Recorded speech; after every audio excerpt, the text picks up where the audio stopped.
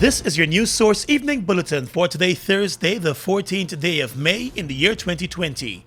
I'm Gordon Mosley. Here is what we're tracking tonight. The Guyana Elections Commission is set to meet again tomorrow to make a decision on extending the timeline for the vote recount and adding additional counting stations. The commission is hoping to add at least 6 more workstations to the current 10. Today, health officials from the COVID-19 task force visited the recount site to look at the proposed locations inside the conference center. The health officials will prepare a report for GCOM on its recommendations in keeping with health measures that are in place as part of the fight against the coronavirus. Once that report is received by the Commission, it will begin putting systems in place to activate the additional workstations. They had a visit, but no initial feedback was provided to us.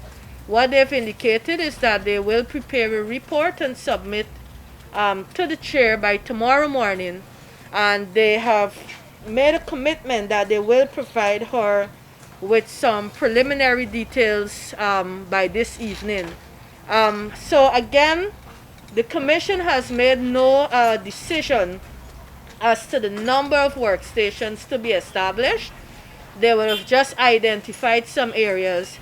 And so based on the guidelines and further discussions at the Commission meeting tomorrow, they will be able to concretize the number of workstations to be established and the methodology going forward as to how those workstations will be allotted for the duration of this exercise. Public Relations Officer at GCOM Yolanda Ward speaking there. Earlier this week, commissioners identified the possible locations for the additional workstations as they make moves to quicken the recount process. We did have our walkthrough with the COVID team this morning. And during the course of that walkthrough, we looked at 6 possible sites. 6 possible sites. COVID is now to return the report on the feasibility of those sites.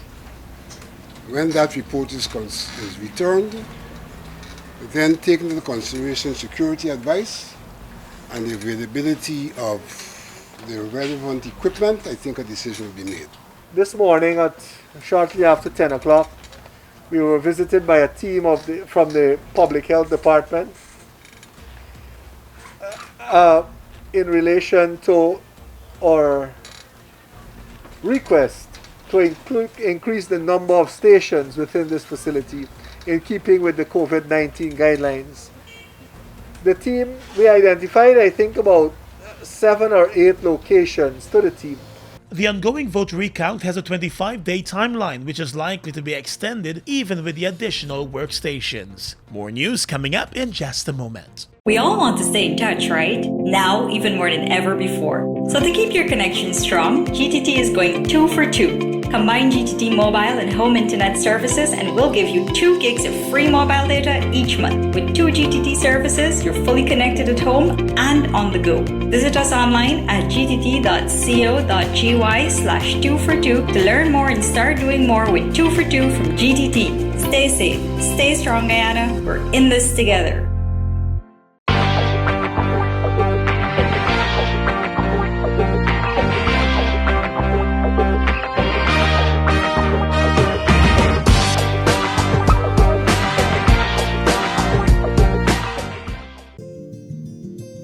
GBTI is your Guyanese bank, a bank that understands every customer's unique needs, opportunities, challenges, and financial concerns. At GBTI, we see you for you. Whether you're buying a new home or car, planning your next vacation or retirement, saving for your child's future, or whether you're ready to take that bold step of investing in your dream business idea, we are with you every step of the way. We hear your stories and watch you focus on your dreams as we share your aspirations. We are more than just banking. We are a family. We are part of your community. Our commitment extends way beyond the walls of our branches and is demonstrated every day in the opportunities we provide to our individual and business customers. The support, time, and commitment we give back to communities across Guyana to help improve the lives of our Guyanese families. Because we see Guyana through your eyes.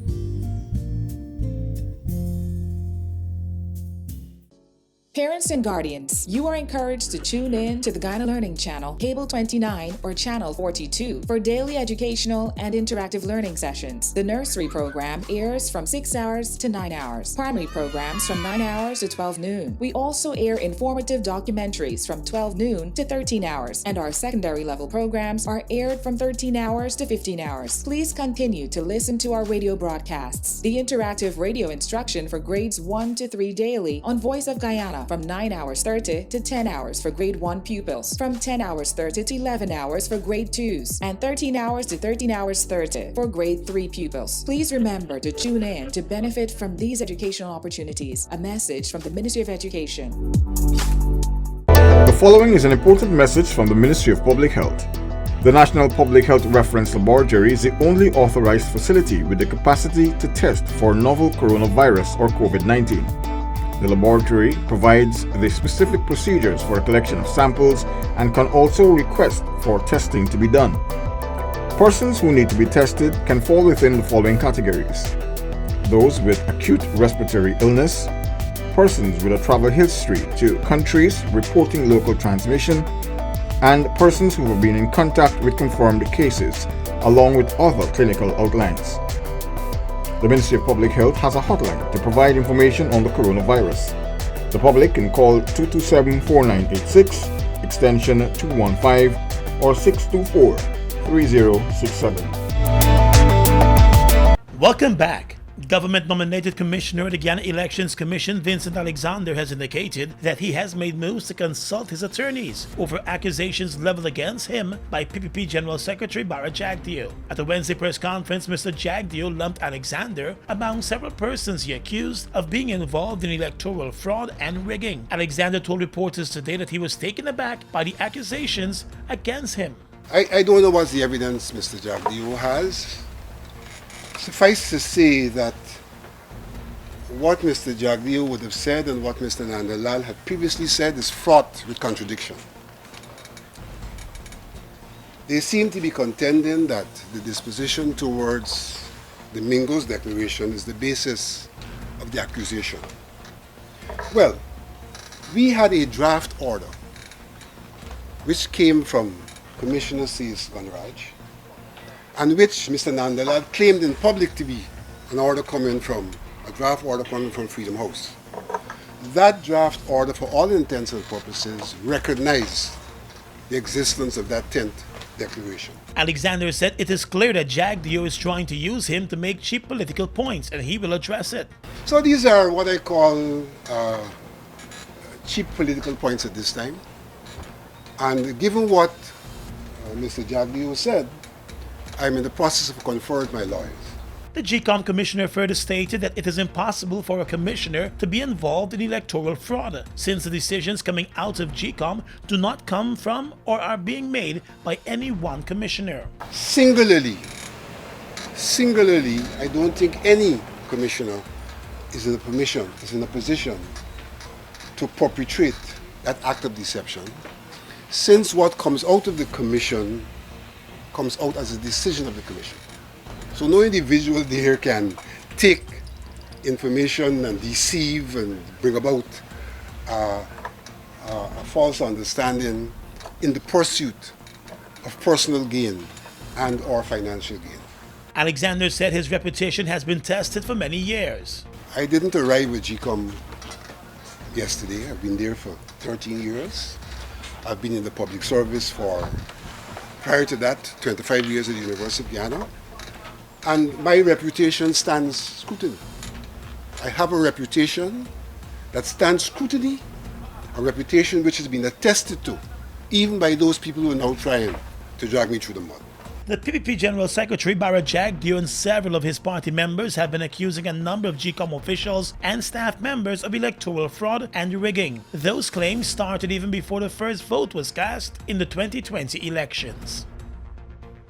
The recount of votes for Region 1 was completed today in 98 of the 99 ballot boxes, with the lone exception being a ballot box that was discovered drenched in rainwater that had seeped into the storage container. The ballot box was opened this morning in the presence of party agents and all of its contents were soaked. GCOM Commissioner Vincent Alexander said efforts were being made to dry off the contents, including ballot papers, to see if they could get the information from them. He said he's unsure of what process will have to be examined in the absence of the Commission being able to salvage the documents. I must confess that I have not been conclusive in my thought on this matter. A thought was brought up that probably in the case of that box we should go to the SOP. My response was that's a very practical approach.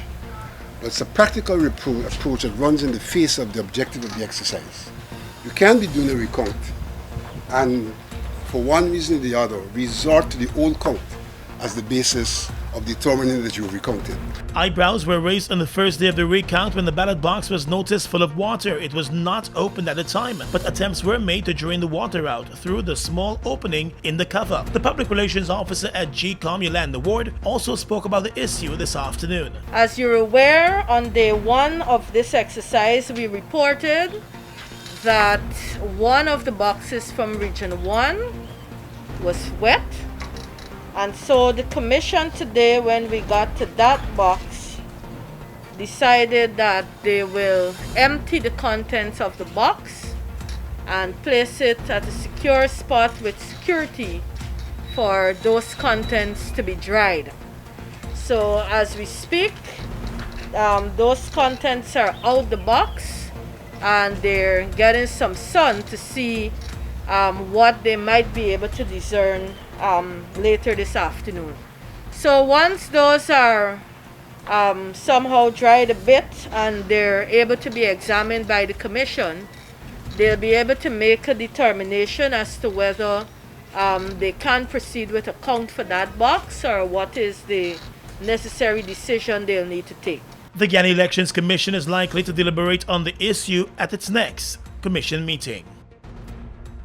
While the APNU-AFC coalition is accusing the head of the OAS observer mission that observed Guyana's elections of being biased. In a statement last evening, the party said former Jamaican Prime Minister Bruce Golding has shown partisanship and unquestionable links to the People's Progressive Party, and that compromises him. APNU-AFC executive and candidate Joe Harmon said Golding can no longer be considered as an independent observer. Mr. Golding's partisanship and unquestionable link to the People's Progressive Party compromises him, and no longer can he be considered an independent observer.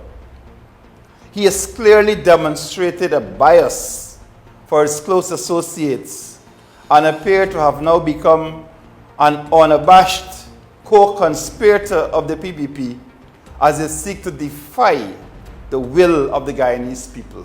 Mr. Golding addressed the OAS Permanent Council on the electoral process in Guyana yesterday and highlighted what he referred to as the tainted tabulation process for Region 4. He said there was a clear attempt at fraud with the Region 4 tabulation, but the APNU-AFC said his statement before the OAS appeared wholly partisan and biased and therefore lacks credibility. The APNU-AFC has accused the former Jamaican Prime Minister of palling around with PP General Secretary Barra Jagdeo and even serving as his dinner guest while he was in Guyana as an election observer. Mr. Harmon said Golding in his statement ignored the fact that the ongoing recount was agreed to by President David Granger and the opposition leader. Mr. Golding in his statement today ignores the fact that this was a recount which was agreed to by President David Granger and Mr. Barra Jagdeo. He therefore ignores the numerous instances of irregularities, discrepancies, and anomalies which have been uncovered in the ongoing recount process, amounting to fraud on the Guyanese people, dead people voting, persons who are not in Guyana voting, unsigned affidavits of identity in boxes. Harmon said the statement made by Golding before the OAS is not only exceptionally partisan, but it is grossly irresponsible and hostile to the nation and people of Guyana.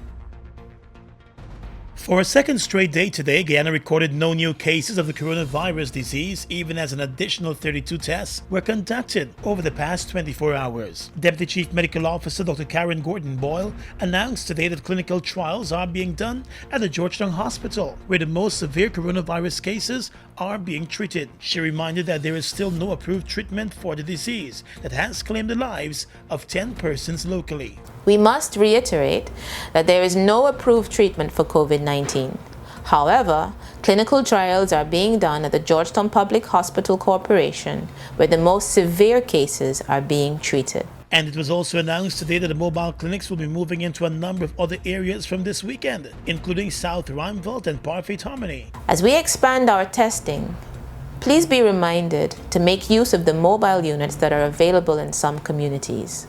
For the weekend and the upcoming week, our focus for this activity will be in Le Parfait Harmony on the west bank of Demerara and South Rhymeville. Please refer to our Facebook page for a more detailed location of these units. The Deputy Chief Medical Officer said citizens need to follow the guidelines to get the COVID-19 numbers down. She said health workers have been doing their part by treating those affected, and therefore citizens must do their part by ensuring a reduction of those positive cases. Now let's tell you that the decision has been made for all staff members and residents of the Pams Geriatric Home to undergo regular screening and testing for the coronavirus disease. That decision comes on the heels of confirmation that 4 of the recent new cases of the coronavirus are residents of the home. Those 4 cases are in addition to another confirmed case that was recorded 2 weeks ago after a resident passed away. Director of Services at the Ministry of Social Protection, Wentworth Tanner, told News Source today that the situation is worrying. This has to be a multi-pronged approach to what we're doing, simply because we have some persons there who have some cognitive impairments, which will, pose some challenges in terms of them adhering to some of the steps that have already been taken.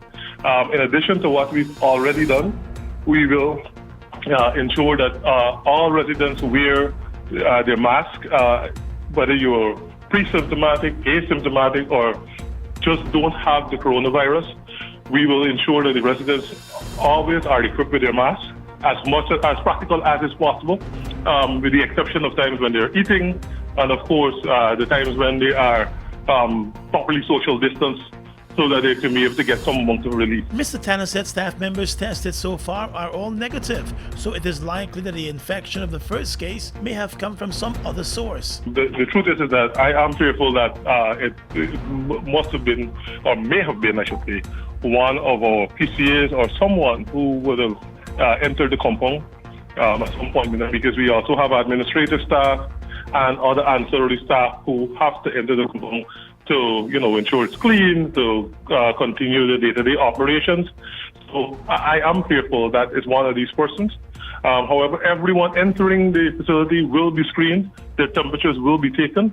Moving forward, we've put a system in place to to train the PCAs to be able to, on a rotation system, to have a PCA and a tent setup for persons who are entering, whether you are medical staff or you are regular staff. Mr. Tanner said a stricter screening system has been put in place and additional steps have been taken to safeguard the more than 190 residents. 3 of the 4 active cases of Pam's residents are being housed in a separate facility in the institution. They are being monitored closely by doctors and nurses. The 4th case is a patient of the Georgetown Hospital.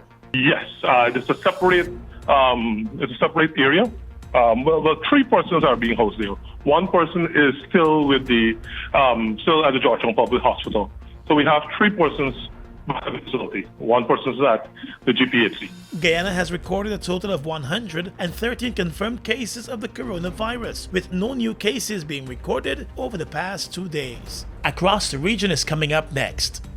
Wondering how you can access free learning materials for your children? Parents and guardians, please visit the Ministry of Education's website at www.education.gov.gy to access textbooks, past papers, and practice tests to keep your child engaged in continuous learning. When you have accessed the site, go to the Students tab, wait for a second, and choose the appropriate option. You now have access to the resources you need. You are encouraged to take advantage of this opportunity as we strive to provide the best education for the nation nation's children. A message from the Ministry of Education. They've made a positive impact on the heavy-duty transportation industry in Guyana since they've arrived. Guyanese are amazed at their power, durability, efficiency, and superior handling capabilities. These are brand new trucks, manufactured in partnership with German, Italian, and French companies. They have a powerful reputation for operating under very adverse Guyanese conditions and come with full after-sales service and spare parts. They're the most sought-after trucks today, with over 500 units in Guyana, and they're available in over 100 countries, including South America and the Caribbean. Be smart. Buy brand new ST Howo trucks today. Call 608-4998 and arrange for an inspection at ST Truck Guyana Incorporated, Block B, Public Road, Covenant, East Bank, Demerara. We are legions of men standing strong, but never too proud to stoop and help someone. We must send a clear signal to all. Do right. Walk in upright ways, knowing that's what being a man is all about. And ever aware that things will only get worse when good men do nothing. Stand strong. Be the one to live right. Falls, a trademark of China's Zhanghao Incorporated, located at Land of Canaan, East Bank, Demerara, was incorporated in April of 2013, with over $10 billion Guyana dollars invested in a state-of-the-art 100,000-barrel fuel storage facility, a modern service station, an office complex, and a modern wharf that can berth international vessels. Having no association with any other fuel company, Falls imports its own fuel, which meets quality specifications, has all the legal permits, and is in compliance with international requirements. Its bulk facility can load 8 trucks simultaneously at a rate of 1,000 liters per minute, while the service station can service 12 cars at a time using computerized fuel pumps, which can facilitate the use of ATM cards. Through its professional team of mostly Guyanese, Falls wholesales and retails fuels to the public, including farmers and miners, and will continue to positively contribute to Guyana by providing quality products, service, and attractive prices. Try Falls today for all your fuel needs. The following is an important message from the Ministry of Public Health. When should you use a face mask? A medical mask is not required for members of the public who do not have respiratory illness symptoms. Wear a mask if you are coughing or sneezing constantly. For healthy people, wear a mask only if you are caring for a person suspected to have COVID-19. Masks are only effective when used in combination with frequent hand cleaning with alcohol-based hand rubs, sanitizers, or washing with soap and water. If you wear a mask, dispose of it properly. The Ministry of Public Health has a hotline to provide information on the coronavirus. Members of the public can call 227-4986 or 624-3067. Across the region right now, private sector groups in Jamaica are calling for a change in the approach to dealing with crime and violence in the country and renewed a call for the government and the opposition to reach some form of consensus amid growing concerns of an increase in child murders. Last week, the Minister of National Security in Jamaica, Dr. Horace Chang, said a man had been arrested in connection with the vile and brutal murders of an 8-year-old and a 15-year-old. The groups, the Jamaica Manufacturers and Exporters Association, the private sector organization of Jamaica, and the Jamaica Chamber of Commerce said the month of May, which is recognized as National Child's Month, has so far been marred by a period filled with grave sadness. More than 400 people have been murdered in Jamaica since the start of this year. Let's tell you now that the number of confirmed coronavirus cases in Haiti has doubled over the past week, according to the Haitian Ministry of Health. As of the 13th of May, there were 219 cases of coronavirus, up from 108 the week earlier. Cases are now being reported from all 10 departments, the local version of states, although the bulk of confirmed infections are in and around the capital of Port-au-Prince. The bump in cases comes in the wake of a Pan-American Health Organization warning of an impending humanitarian crisis in Haiti because of the pandemic. Haiti shares the island of Hispaniola with the Dominican Republic, which is experiencing one of the worst outbreaks in the hemisphere. With the Dominican Republic under lockdown, thousands of laid-off migrant workers have headed home to Haiti, and presumably some of them are carrying the virus with them. And finally tonight, international news. Japan has lifted a state of emergency imposed due to the coronavirus in most of the country. The order still applies in Tokyo, Osaka, and on the northern island of Hokkaido, where new cases are emerging daily. Prime Minister Shinzo Abe said Japan's rate of infection had reduced to 1/7 of the country's peak. He urged the public to be vigilant, wear masks, and keep following distancing guidelines. Japan faced early criticism for its handling of a mass outbreak on the Diamond Princess cruise ship, which was docked off the city of Yokohama. And that's your News Source Evening Bulletin for tonight. I'm Gordon Mosley reporting.